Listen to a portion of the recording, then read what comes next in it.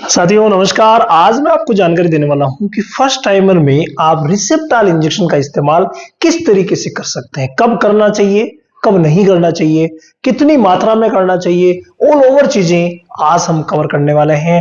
और ये हमसे निवेदन किया है, हमारे एक सब्सक्राइबर भाई हैं जिनका नाम है महेंद्र कुमार यादव जी।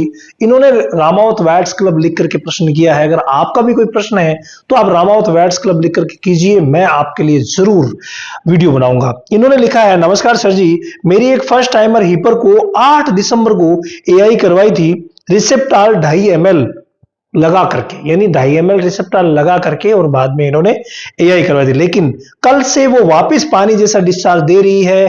अब क्या करें सर, उसको दोबारा से एआई करवाएं या 2.5 ml रिसेप्टाल लगा करके छोड़ दें?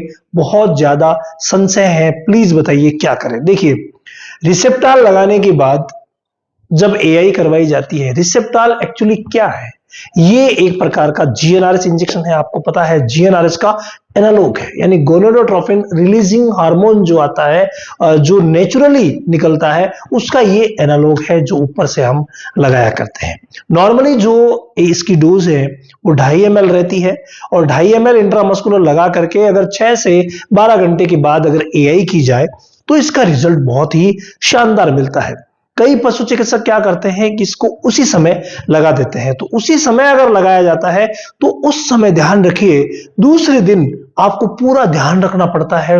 अगर कोई भी डिस्चार्ज नजर आया या हीट के छोटे मोटे साइन नजर आए तो सेकेंड डे फिर से एआई करवाई जाती है, उससे कंसीव होने के चांसेस बहुत ज्यादा रहते हैं फर्स्ट टाइमर में। यानी अगर आप फर्स्ट टाइमर में लगा रहे हैं तो लगाने के बाद, मान लीजिए एआई के साथ लगा रहे हैं, तो दूसरे दिन आप जरूर देखिए एक सीमन स्ट्रो और लगानी पड़ सकती है। इसके अलावा फर्स्ट टाइमर में जहां तक हो सके किसी भी तरीके के हार्मोनल ट्रीटमेंट का इस्तेमाल ना ही करें तो बेटर रहता है। यानी फर्स्ट टाइमर में कोई प्रॉब्लम नहीं रहती, जब भी वो हीट में आती है ना तो उसको आईयू करना है, यानी किसी तरीके का इंफेक्शन का ट्रीटमेंट नहीं करना है, जब तक कि श्योर ना हो जाओ कि हाँ यार बच्चेदानी से मवाद आ रही है, तो वो नहीं करना रहता। इसी तरीके से हार्मोनल ट्रीटमेंट का भी जरूरत बिल्कुल भी नहीं है, डायरेक्ट एआई की जाती है। अच्छे आप अनुभवी जो पशु चिकित्सक हैं उनसे आप एआई करवाइए, और अगर मान लीजिए आप ही प्रैक्टिशनर हैं और अनुभव की कुछ कमी है तो रामावत एनिमल ऐप जो अपना है, वहां इसी महीने की 25 तारीख से एआई पीडी का मास्टर सेशन शुरू हो रहा है। तो अगर आपको एआई या पीडी में छोटी मोटी कोई भी दिक्कत है तो रामावत एनिमल ऐप के मास्टर सेशन को ज्वाइन कर लीजिए, कोई प्रॉब्लम रहेगी नहीं, यानी छोटी मोटी प्रॉब्लम जो है वो रहेगी नहीं। तो सबसे बड़ी जो प्रॉब्लम आती है फर्स्ट टाइमर में गन पासिंग की आती है। अधिकतर प्रैक्टिशनर जो है वो गन पास नहीं कर पाते हैं, फिर चाहे रिसेप्टाल लगाओ, चाहे कोई इंजेक्शन लगाओ, चाहे आईयू करो, कोई मतलब नहीं है, आईयू से उल्टा और ज्यादा खराब हो जाती है। इसीलिए कंप्लीट चीजें जब आती है तब ही ये किया जाए तो अच्छा रहता है। अब यहां पर बात मैं अपने मुद्दे पे आता हूं वापस से, कि अगर आपने जो लिखा कि 2.5 ml लगाया एआई की, तो वहां एक तो ये होना चाहिए कि 2 दिन तक आपको सीमन स्ट्रो डलवानी चाहिए थी, वो नहीं हुआ, कोई बात नहीं, आगे से ऐसा कर लीजिएगा।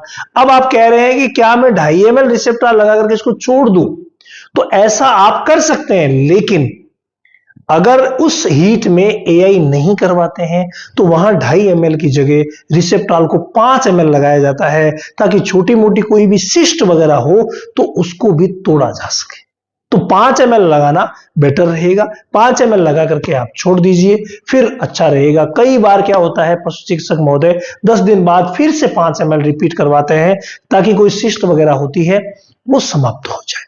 तो ये आप कर सकते हैं, लेकिन इसी दरमियान आपको क्या करना है, उसको नील जान से डिवॉर्मिंग करवाना है, ये बहुत ज्यादा जरूरी है। नील जान से डिवॉर्मिंग करवा करके 2 किलो मिल्को फीड अगर आप खिला देंगे, मिल्को फीड प्लेटिनम, जिसमें सारे के सारे विटामिन मिनरल है, या कोई सी भी आप विटामिन मिनरल की बोलस भी यूज कर सकते हैं, ये करके और फिर आप जब एआई करवाएंगे तो भाई श्योरली सफलता मिल जाएगी। सफाई उसी कंडीशन में करवानी रहती है जब श्योर हो कि हाँ यार अंदर इंफेक्शन है, कुछ मवाद वगैरह आ रही है, तभी सफाई करवाइए।